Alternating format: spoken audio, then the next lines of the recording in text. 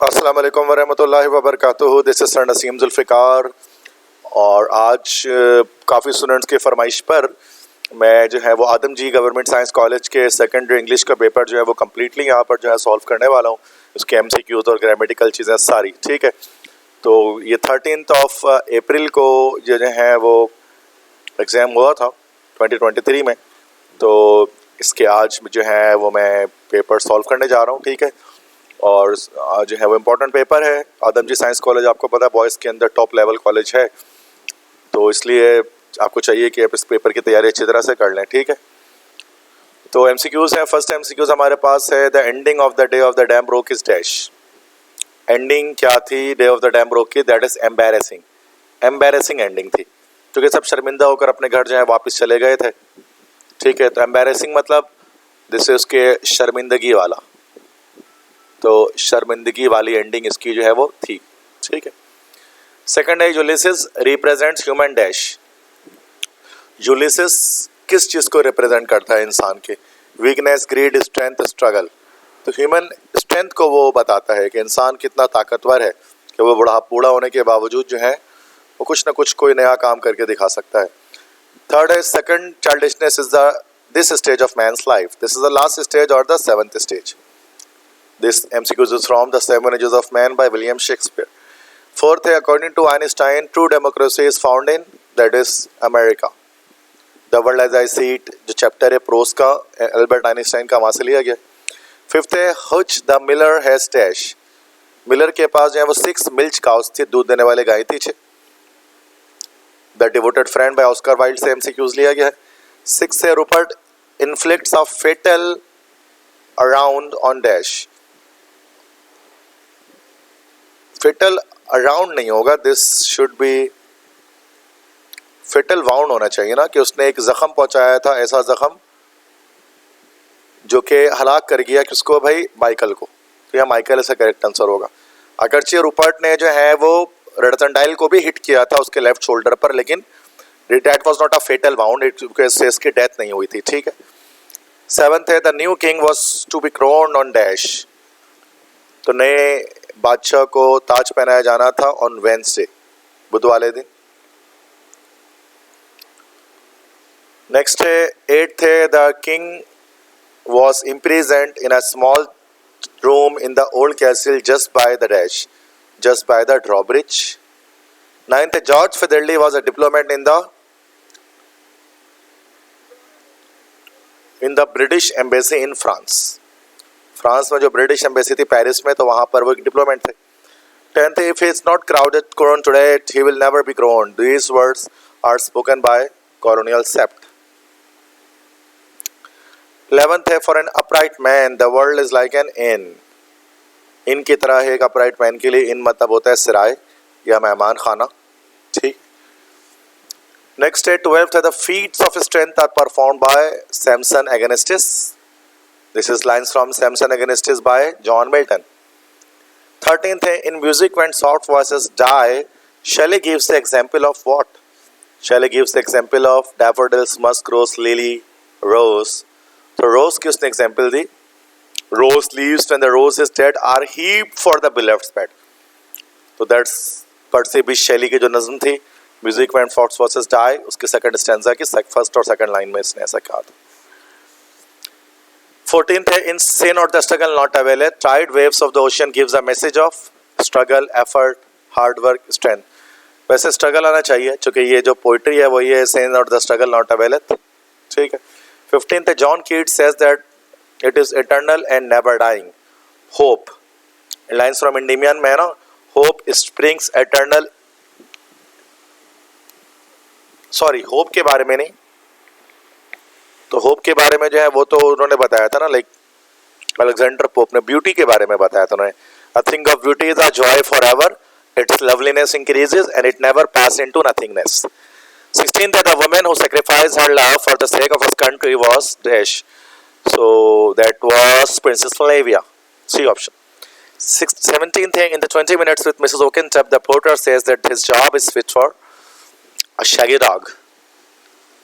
18th है, the Tang, not Tiny dynasty, it should be the Tang dynasty. इसको Chang पढ़ते थे। Chang dynasty ruled over China, A option. 19th, it is a fruit that must be earned before it can be enjoyed, that is liberty। और ये कहा था किसने? लियाकत अली खान ने। In which chapter? Pakistan and the modern world. 20th है, Jack is the dissolute son of. Jack बेटा था John Barthwick का, मिस्टर बार्थविक का, who was the member of parliament. And this last MCQ is from act 3 of the silver box by John Galsworthy. ठीक है, तो ये 20 MCQs बेटा हो गए कंप्लीट डिटेल डिस्कशन के साथ। नेक्स्ट उसके बाद सेक्शन बी में तो आपको पता है कि क्वेश्चन आंसर है। इसके सब सेक्शन 4 मेरे काम का है, तो मैं उसको सॉल्व कराता हूँ हमेशा। तो पेयर ऑफ वर्ड्स हैं जिनको अपने सेंटेंस में इस्तेमाल करना है। ए एमिनेंट, एमिनेंट, एमिनेंट है और एक इमिनेंट है। ठीक है, तो एक तो एमिनेंट हमारे पास होता है, इसकी मैं जस्ट मीनिंग आपको बता दे रहा हूँ ताकि you can make it your self ना। तो जैसे एमिनेंट, इस एमिनेंट का मतलब होता है दिस इज कॉल्ड मशहूर। और एक हमारे पास है इमिनेंट। इमिनेंट, इमिनेंट का क्या मतलब होता है? तो इमिनेंट का मतलब होता है मुमकिना, या जो चीज आगे जाकर होने वाली हो, that is imminent. B option है पेयर और पेयर, PEER पेयर, उसका मतलब होता है करीब से देखना, करीब से देखना। और PAIR पेयर का क्या मतलब होता है? इसका मतलब होता है जोड़ा या जोड़ी। सी ऑप्शन इसके बाद है एलिजिबल और इलिजिबल। एलिजिबल मतलब होता है काबिल, और इलिजिबल मतलब जिसको पढ़ा ना जा सके, ना पढ़ने के काबिल। राइटिंग्स वगैरह को नॉर्मली हम इलिजिबल कहते हैं। उसके बाद टी है हमारे पास क्वाइट, QUIT, क्वाइट का मतलब होता है बिल्कुल या काफी कह सकते हैं। और अगर ये क्वाइट अगर है QUIET क्वाइट, तो उसका मतलब हमारे पास होता है खामोश। ठीक है, ई है उसके बाद कॉट। कॉट तो कॉटेज को हम लोग कहते हैं, दैट इज झोपड़ी कहला सकता है, झोपड़ी, दैट इज कॉट। और काउच कैच के सेकंड फॉर्म है, मतलब पकड़ा। ठीक है, तो ये उसकी बाकी आप sentences you can make it yourself. If you know the meaning then it is obvious that you are quite eligible to make the sentences of it. ठीक है, तो this I suppose that you can do and I trust in you. ठीक है, तो you can do it yourself, otherwise it will be so much childish to make all the sentences here, no? So just try to cooperate with me and do it yourself. 14th है match any 4 of the following words of column A with column B, that's the word meanings. You have to join column A with column B according to the appropriate meanings. Peg out, peg out या peg का मतलब होता है मर जाना, to die. So ये हमारा यहाँ पर D में लग गया। Exponent, power like something, exponential growth, power. चले इसके बाद में देखते हैं। वैगन मतलब होता है शर्त लगाया, दैट इज बेट। एबोमिनेबल मतलब हेडफुल। डिच मतलब होता है गड़ा, ट्रेंच। तो एक्सपोनेंट का मतलब, एक्सपोनेंट तो नहीं हो सकता, this will be anything like, चलें एक्सपोनेंट कह लेते हैं। दिस इज सपोर्टर हो गया, चूंकि लास्ट यही बच गया। नेक्स्ट इडियम्स को हमें अपने सेंटेंसेस में यूज करना है। सेंटेंस नहीं बनाऊंगा, बस मैं मीनिंग बता दूंगा। अडलाइट डेटा डे, इसका मतलब होता है एक यादगार दिन, a memorable day। Capital punishment, capital punishment का मतलब होता है दिस इज कॉल्ड सजाए मौत। वेट ब्लैंकेट मतलब गीला कंबल। वेट ब्लैंकेट का मतलब होता है अपनी बात से फिरने वाला, जो अपनी बात से फिर जाए, तो अपनी बात से फिरने वाला, this is called a wait blanket. तो एक पर्सन है, पर्सनालिटी ट्रेट है ये, सही है जी। नेक्स्ट इज किथ एंड किन। किथ एंड किन का मतलब होता है रिश्तेदार। ब्रेक इन, ब्रेक इन का मतलब होता है जबरदस्ती अंदर दाखिल होना। ब्रेक इन का मतलब होता है जबरदस्ती अंदर दाखिल होना। टू टर्न डाउन का मतलब होता है मुस्तरिद करना किसी चीज को। टू क्राई फॉर मून, ठीक है, तो ऊंची ख्वाहिश रखना या बड़ी चाहत करना किसी चीज की, बड़ी चाहत करना। अ मैन ऑफ लेटर्स अपनी बात का पक्का, that is a man of letters. ठीक है, ये हमारे पास इसके हो गए, तो इसके भी मीनिंग्स आप खुद बना लीजिएगा, 4 को इस्तेमाल करना है किसी को। अब देखिए इसमें जो ऐसे आया हुआ है, ऐसे में PSL, social media, artificial intelligence, ये सारी हमारे पास, इन्फ्लेशन, ये सारे हमारे पास इंपॉर्टेंट है, तो ये चारों कर लीजिएगा, ठीक है। नेक्स्ट हमारे पास है बेटा कि नरेशन करना है। नरेशन करने के लिए कोई जगह ढूंढ रहा हूं मैं, मिल जाए तो अच्छी बात है। यहाँ पर कर लेता हूँ, मैनेज करते हैं। फर्स्ट है mother said to us to not tell a lie. तो mother forbade us to tell a lie. Second is she said to me, where are you going now? She asked me where I was going then. उसके बाद third है that he said to them, did you lost pen here? So he asked them if they had lost pen there. 1 2 3 हो गया भाई ये। अब हमारा fourth क्या है? फोर्थ है they said alas we had been ruined. तो ये एक्सक्लेमेशन है, तो they exclaimed with sorrow that they had been, उसके बाद ruined।